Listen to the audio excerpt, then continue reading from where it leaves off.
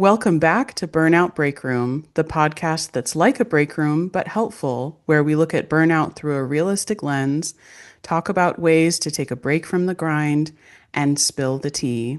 I'm Caitlan Truhella, creativity coach and speaker, and Lindy Larimore, licensed therapist, certified career coach, and consultant, is taking a break from today's episode for a work conference. And we're your hosts, and thank you for joining us here in the Burnout Break Room. This episode is brought to you by Loop Earplugs. As the winner of the Red Dot Award for product design, Loop is globally recognized for its innovation in earwear, promising long-lasting ear protection. Whether they're for focus, fun, or better sleep, you'll find durable quality and premium comfort in every pair.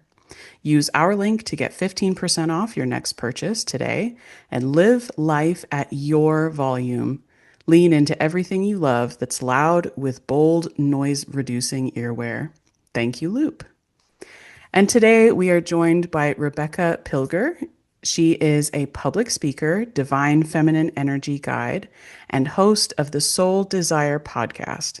After experiencing trauma, survival mode, and repeated burnout, she discovered that pushing harder only led her further away from her truth. Through surrender, healing, and embodiment, she shifted into her divine feminine energy and rose as her inner empress. Today, she helps others break free from survival patterns, overcome burnout, and reclaim their radiance, self-worth, and power. Rebecca, we are so excited to have you here today. Thank you for joining. Thank you so much, Caitlin. I'm so excited, and it's going to be so beautiful to talk to you because I feel like you have such a beautiful podcast and so many beautiful topics. Thank you so much. And I just have to say, Rebecca, I was so incredibly excited to talk with you today, especially when I learned about your work with feminine energy and also your very specific approach to spiritual embodiment. And I wanted to ask you specifically for anyone that considers spiritual conversations to be a little bit woo woo, what would you say to them about that? I feel like that's a good question because honestly, for some people, it's really like you have to meet them where they at. Spirituality is such a broad topic, and I feel like we all somehow are spiritual because we believe in coincidences, we believe in a higher force, in a higher self. Then we somehow are spiritual already. It's just Mm, to what degree. And I feel like spirituality can be this divine out there, and it can be this grounded here on earth. It's just find your middle ground, find what suits you, what fits you, and make it your own. So I feel like this is really a personal question for each and every one. Make it your own. Really listen to what feels true to you, because at some level, we all want to believe in something. very well said, Rebecca. And it is very individualized. But the thing that comes with individualized beliefs and first of all, taking responsibility for, what we put into the universe and how we interact with it every single day, because it is impossible not to have an impact on this world, no matter how small or great. We are all impacting it every single day. So we have to take responsibility for our role in that. I feel like what a lot of people don't think about is recognizing that taking the time to establish your own beliefs and really solidify your principles and your this own personal idea of what your spirituality is, that is work. Because if you establish your beliefs yourself instead of just taking somebody else's prescribed belief, it's a lot of work to figure that out on your own.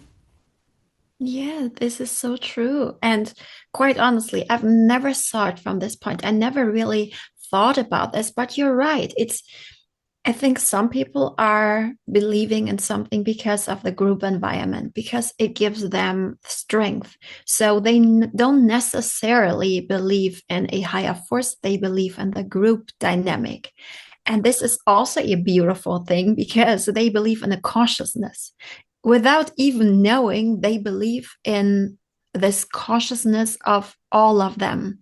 So I feel like, yeah, you're right. To really find what resonates with you, to really figure out where am I at? Because obviously there are so many directions you can go and so many things might work. And some things resonate which are totally unrelated to others. And I feel like this is the beautiful part where you can make it and merge it for you, make them your own. But you're right, it's work to look through all of this, to feel into you what's resonating with me. And sometimes it's the beautiful thing. I feel like our souls already know. So sometimes it's really just sitting in the quiet and just focus on listening to yourself. Sometimes coming through dreams, through journaling. Sometimes we just know what resonates with us. So I feel like this is such a beautiful journey, actually. It's work, definitely. But I feel like everything in life is work. If you want to be clear on something, good in something, or aligned with something, it's automatically work. The question is, how do you see it? Work is labeled so negatively, I feel like. It's an adventure. It's a getting to know yourself better. And I feel like this is the beautiful part because what better is there on earth than getting to understand you? We all love to talk about ourselves, but this is how you can figure out yourself. It's beautiful. So when you label it different and you say it's not work, but it's an adventure, it's getting to truly know myself on a deeper level, then it's kind of fun. Mm. I feel this message is so timely right now, Rebecca, because you're absolutely right. The even just looking at the verbiage, the term work is often associated with a negative perspective because as we talk about the struggles of corporate life here on the podcast and how work is talked about in the context of work-life balance.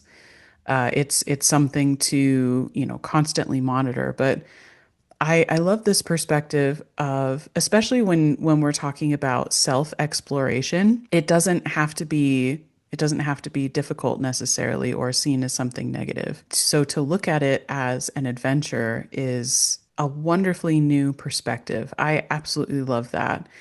And it kind of reminds me too of when I was studying psychology. It's just as you said, everybody loves talking about themselves, but the balance of talking about yourself and achieving a greater degree of self-awareness with the courage that it takes to go throughout that journey to be an active participant in that discovery rather than, discovering new things about yourself passively or making it the responsibility of somebody else to do that. So, what a wonderfully positive way of looking at that. Thank you for sharing. There's a lot of value in this because I feel like most of us, we are not talking about the real us. We're talking about the version of us the people around us should see. So it's behind a mask, but truly stripping down to your authentic self and speaking about your true emotions, being vulnerable, raw, and honest with yourself and the people around you is so hard because it's like when you wake up in the night and you have this dream when you think, oh my God, I'm naked in front of my colleagues or at school.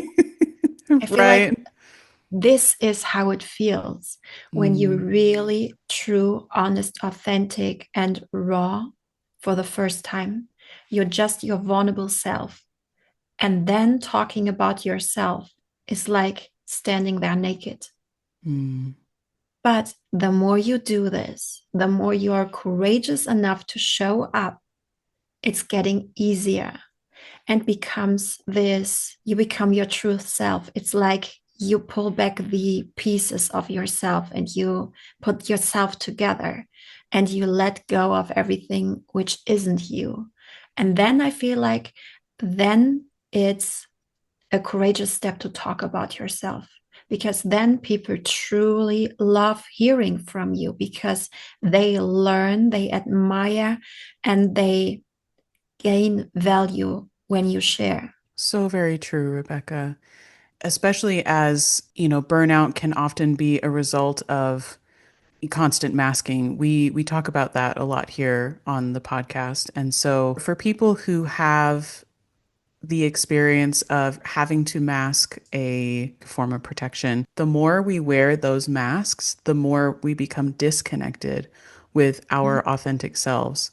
And I love talking about this, especially in my work as a creative coach and talking about how creativity plays such a huge role in forming that authentic connection with ourselves. So I can certainly talk about this all day.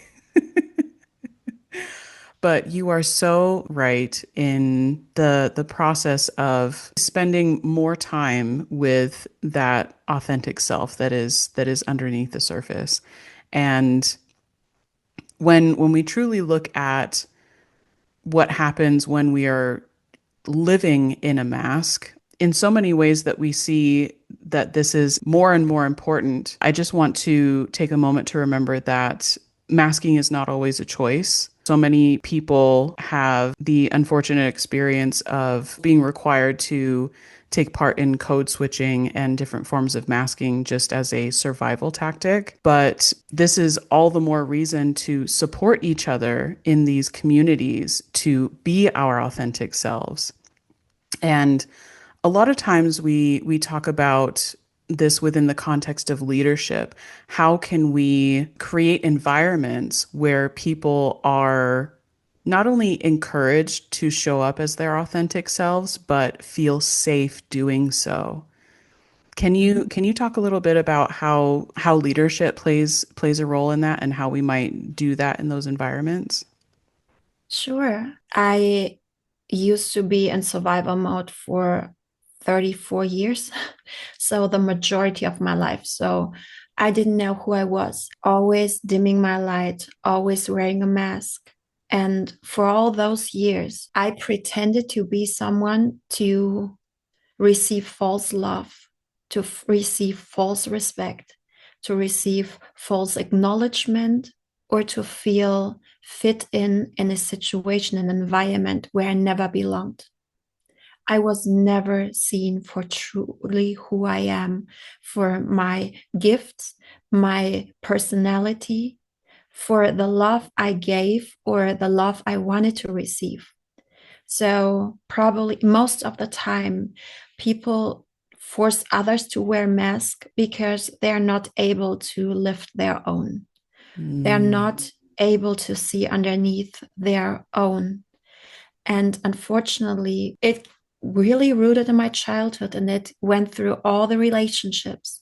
And the more I got into survival mode, the deeper I got into this, the shadows got darker. It's hard to choose yourself. Your thinking, your worth is connected to the others. So there's no reason Mm. to unmask yourself. And so, yeah, I know how hard this is. But what I want to give everybody right now is you are so worthy and so deserving of the life you desire, because when you look down deep inside of you, you desire something for yourself. It's always there.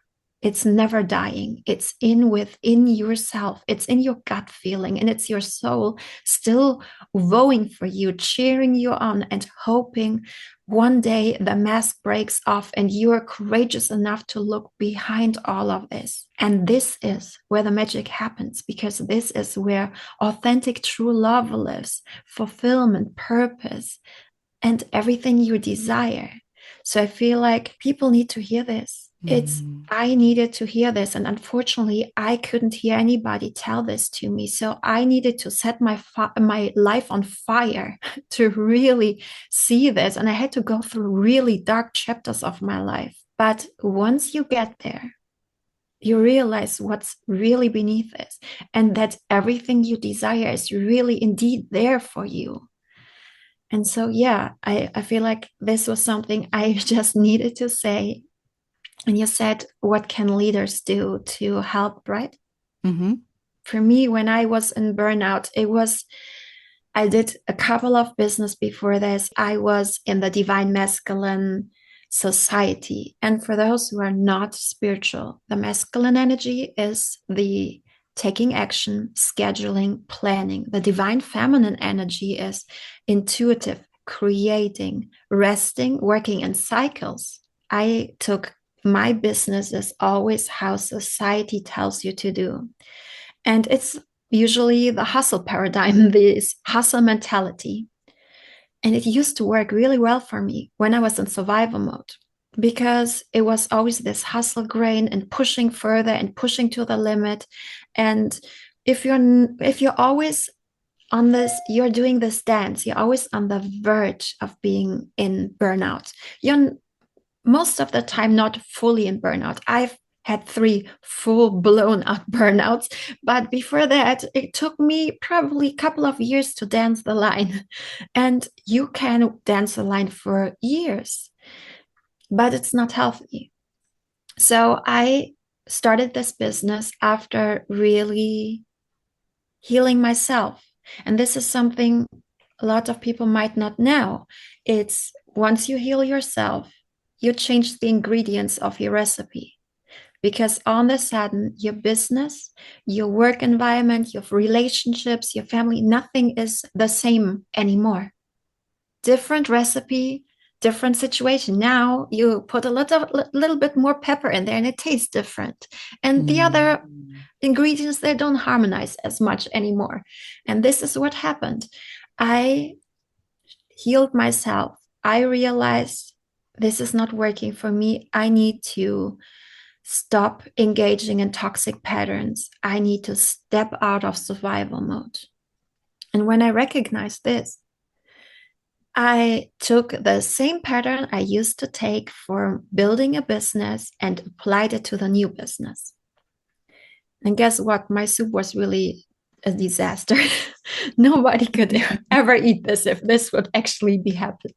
So I was like, okay, I need to change this up. It's it's running against the wall. So I was like, I'm not pushing hard enough. So I pushed harder. And I was like, I'm not doing it. I probably need to switch up and just push a little harder. And the pressure needs to be more and more.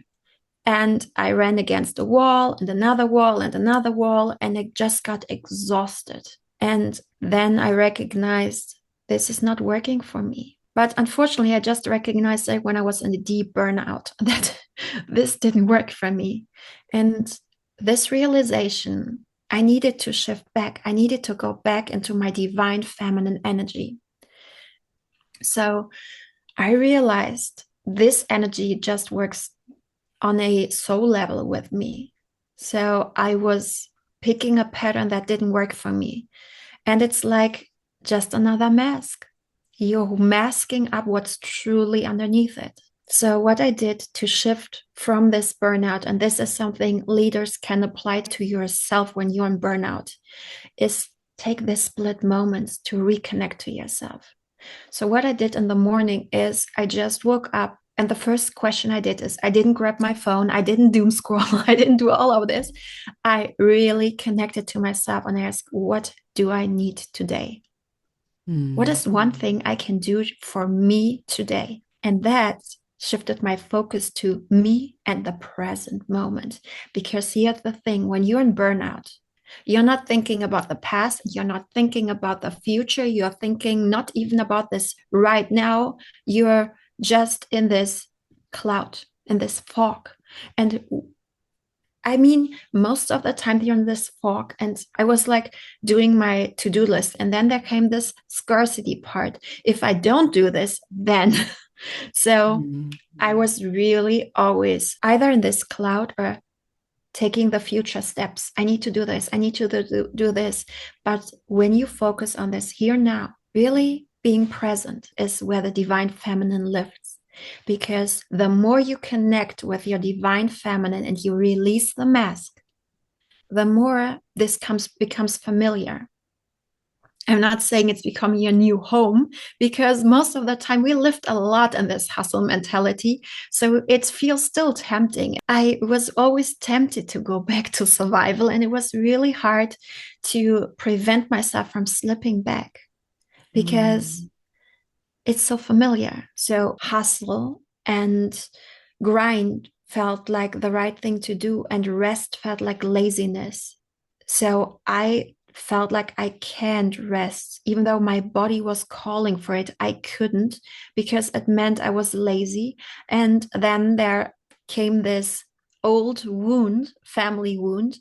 If you don't bring value to somebody, you're worthless. So I couldn't rest because I wouldn't bring value. I wouldn't support anybody. So I'm worthless and I can't do this because worthless means no love. And at least this was for me this way. I don't know if it's on a psychological part really true like this, but for me, it felt deeply connected. It felt like I can't rest right now because then nobody will love me and they will abandon me. And this was the worst for me. So usually you need to cut this familiar pattern and make your natural energy, what's actually underneath the survival, your true new home. When you do this and you remove this, your creativity, your divine knowing, your inner knowing is there again. It's active and it will tell you in your body. You can feel this. Your body is tensing when you're stepping back into survival mode.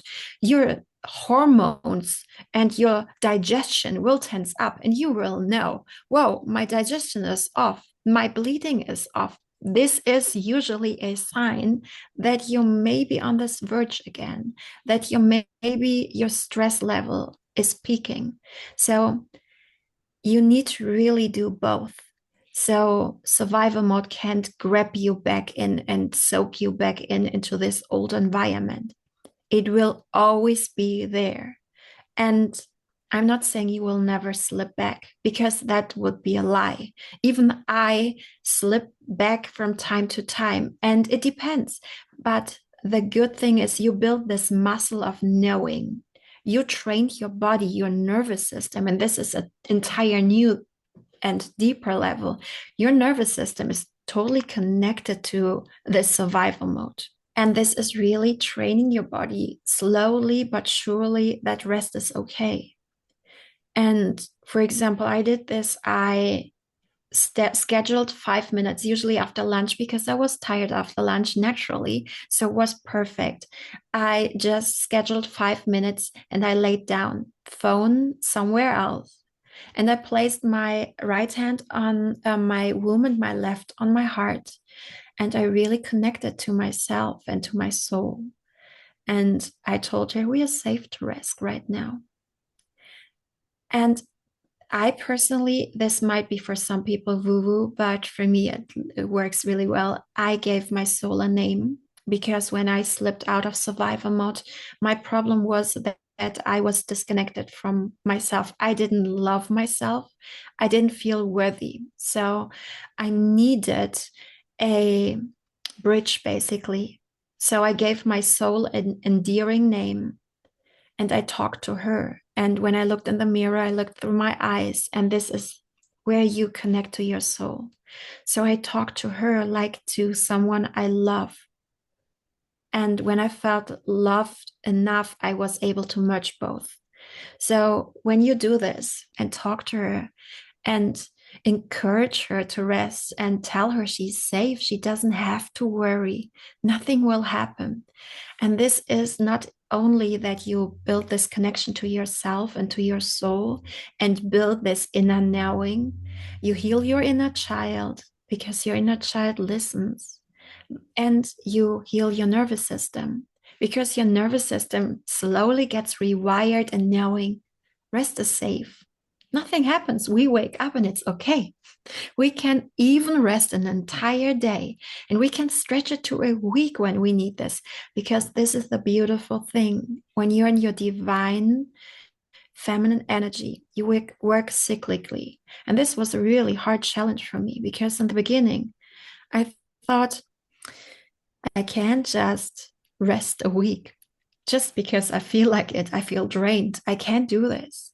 But this week, it gave me the strength to accelerate the remaining weeks.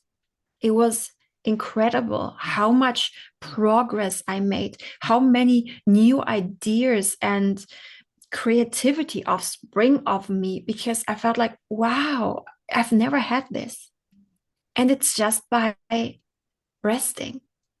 So it might take a time to really build this muscle, but once you build this, you will actually see the benefits from resting, from recharging yourself, from caring for yourself, and just relaxing. So many good points made here, Rebecca. Going back to what you were talking about, the perception of self-value, personal value, we can rationally know, of course I'm valuable. I'm a person. I've done this. I've got this degree. I've had this accomplishment. You know, you can name off 100 different things, but it's different to feel it and to be connected with your personal value. And I will say that in my personal journey of reconnecting with that, one of my absolute favorite affirmations is one of the most simple in my arsenal is the phrase, there is value in my breath. So, in other words, I am valuable just for being here. I bring value to this universe, to this plane, simply by being alive. And it is in the potential that I have in this given moment and the next and the next and the next for everything I have and everything that I am.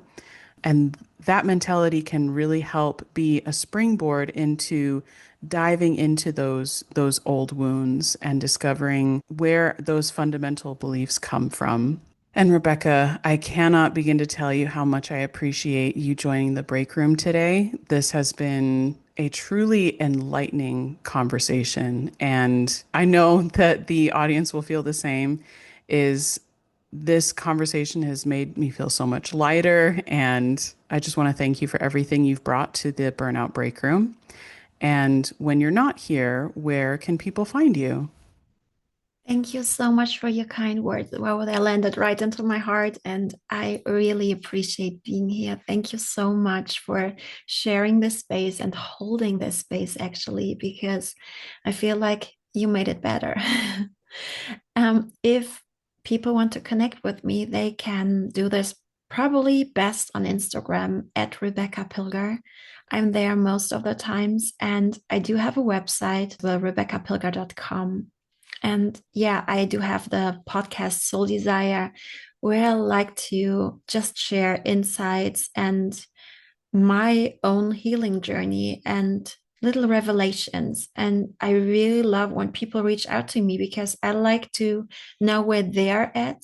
So maybe I can help them. Maybe they can connect or find somebody like a soul family, because I feel like this is what we all need.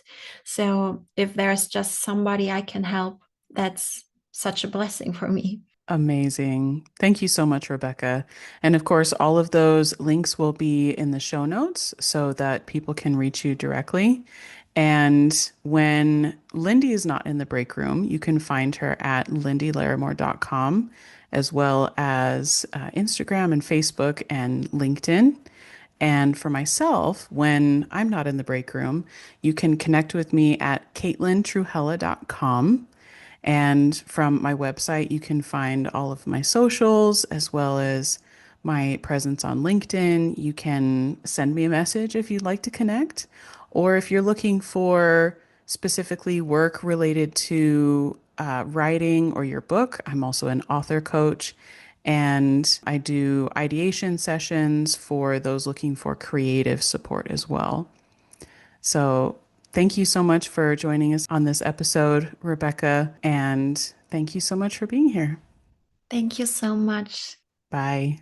Bye.